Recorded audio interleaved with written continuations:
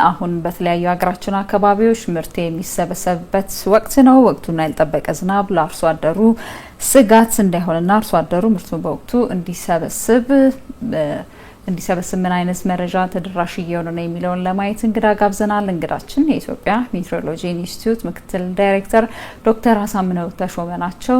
ዶክተር እንኳን ደህና መጡ። እንኳን ደህና ቆየሽ። ያው ቅድም እንዳልነው አሁን ላይ በተለያዩ ሀገሪቱ ክፍሎች ምርት እየተሰበሰበ ነው የሚገኘውና ለዚህ የምርት አሰባሰብ አስጊ የሆነ ያልተጠበቀ የዝናብ ስርጭት ይኖር ይሆን? ትንበያው ምን ይለናል ከሚለው እንጀምር። አመሰግናለሁ። እንግዲህ በሀገራችን ኢትዮጵያ በሜትሮሎጂ የወቅቶች አከፋፈል መሰረት 3 ወቅቶች አሉ። ክረምት፣ በጋና በልግ የሚባሉ ወቅቶች እያንዳንዳቸው አራት ወራት ያላቸው ናቸው ማለት ነው። ስለሆነም እነዚህን ወቅቶች መሰረት በማድረግ የኢትዮጵያ ሜትሮሎጂ ኢንስቲትዩት ወቅቶች ከመጀመራቸው አንድ ወር ቀደም ብሎ በእያንዳንዱ ወቅት ስለሚኖረው የዝናብ መጠንና ስርጭት እንደዚሁም የሙቀት ሁኔታ ትንበያዎችና ምክረ ሀሳቦችን በማዘጋጀት ለተለያዩ ባለድርሻ አካላት ተደራሽ ያደርጋል ማለት ነው። ስለሆነም በዘንድሮ በጋ ወይም ደግሞ ከጥቅምት እስከ ጥር የሚኖረውን የአየር ጠባይ አዝማሚያ ባለፈው መስከረም ላይ ትንበያ ተሰጥቷል ማለት ነው። በተለይም በትንበያው መሰረት እንግዲህ በጋ ሁለተኛ የዝናብ ወቅታቸው በሆኑ የሀገራችን አካባቢዎች ማለትም የሀገራችን ሶማሌ ክልል ደቡባዊ ክፍል፣ የጉጂ ዞኖች፣ የቦረና ዞኖች፣ የሲዳማና የደቡብ ኢትዮጵያ ሀገራችን አካባቢዎች በዘንድሮ በበጋ 2018 ዓመተ ምህረት መደበኛና ከመደበኛ በታች የሆነ የዝናብ መጠንና ስርጭት እንደሚኖራቸው፣ በአንጻሩ ደግሞ የደቡብ ምዕራብ ኢትዮጵያ የምዕራብ የሀገራችን አካባቢዎች ደግሞ መደበኛና ከመደበኛ በላይ የሆነ የዝናብ መጠንና ስርጭት እንደሚኖራቸው ትንበያ ተሰጥቷል ማለት ነው። ከዚህ በተጨማሪም እንግዲህ በበጋ ወቅት አልፎ አልፎ በፀሐይ ኃይል ታግዘው ከሚጠናከሩ የአየር ሁኔታ ክስተቶች ላይ በመነሳት በመካከለኛው በምስራቅና እንደዚሁ በሰሜን የሀገራችን አካባቢዎች ላይ በጥቂት ስፍራዎቻቸው ላይ ወቅቱን ያልጠበቀ ዝናብ የሚስተዋልበት ወቅት ነው በጋ የምንለው ማለት ነው።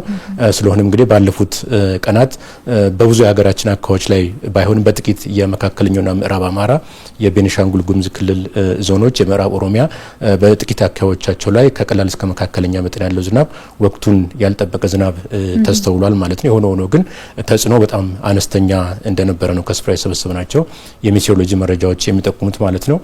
በተጨማሪም እንግዲህ በሚቀጥሉት ቀናት ወይም ደግሞ በሚቀጥሉት 10 ቀናትም በእነዚህ አካባቢዎች ላይ ከቀላል እስከ መካከለኛ መጠን ያለው ዝናብ ወይም ደግሞ ወቅቱን ያልጠበቀ ዝናብ በጥቂት ስፍራዎቻቸው ላይ ሊኖር እንደሚችል አሃዛዊ የትንበያ መረጃዎቻችን የሚጠቁሙት።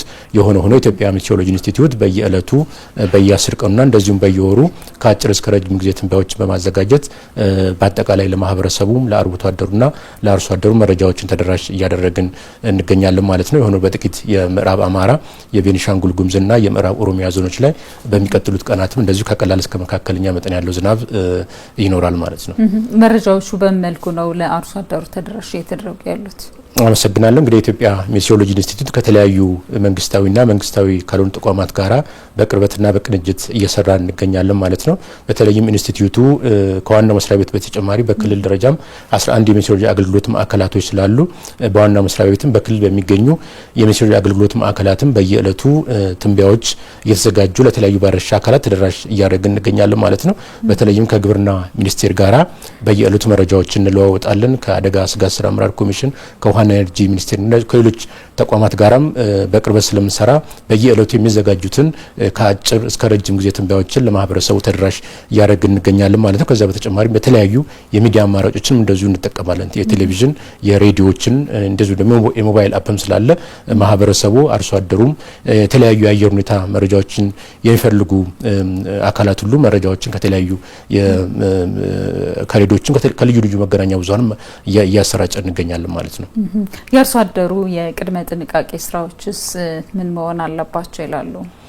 አመሰግናለሁ። እንግዲህ ቅድም ለመግለጽ እንደሞከርኩት በሚቀጥሉት ቀናትም በጥቂት የሀገራችን አካባቢዎች ከቀላል እስከ መካከለኛ መጠን ያለው ዝናብ እንደሚስተዋል አሃዛዊ የትንበያ መረጃዎቻችን ይጠቁማሉ። ስለሆነም እንግዲህ ማህበረሰቡ የደረሱ አዝርቶችን ከወዲሁ የማሰባሰብ ስራዎች መሰራት ይኖርባቸዋል ማለት ነው።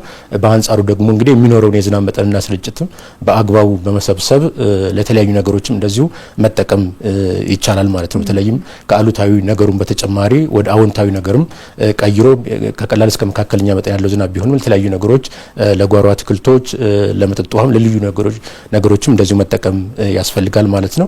በሌላ በኩልም እንደዚሁ በደቡብ አጋማሽ የሀገራችን አካባቢዎች ወይም በጋ ሁለተኛ የዝናብ ወቅታቸው በሆኑ የሀገራችን አካባቢዎች ላይ እንደዚሁ በየዕለቱ የሚኖረው የዝናብ መጠንና ስርጭት በመጠቀም ለተለያዩ ነገሮችም እንደዚሁ መጠቀም ይቻላል ማለት ነው።